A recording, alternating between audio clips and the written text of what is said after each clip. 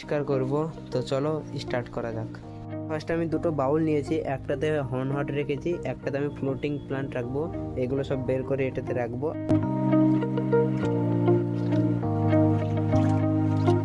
আমাদের পরিষ্কার হয়ে গেছে। তো সব ফার্স্টে আমি স্পঞ্জ ফিল্টারে স্পঞ্জ তুলে নেব এবং এটাকে সাইডে রেখে দেবো। আর আমি এটাকে মোটরটাকে হটিয়ে নেব, সাইডে রেখে দেবো।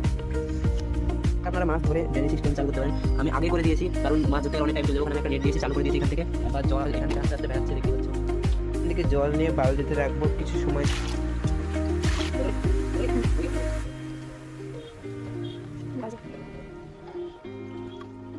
জল পুরো পরিষ্কার হয়ে গেছে। তো আমরা এখন বাসন মাজা সাবান দিয়ে ডলবো ভালো করে এগুলোকে। যে নোংরাগুলো হয়েছে এগুলো পরিষ্কার করব, দিয়ে নতুন জল দিয়ে মাছ ছেড়ে দেবো। এখন দেখতেই পাচ্ছ কি সুন্দর লুক হয়ে গেছে, জল ক্রিস্টাল ক্লিয়ার হয়ে গেছে পুরো একদম।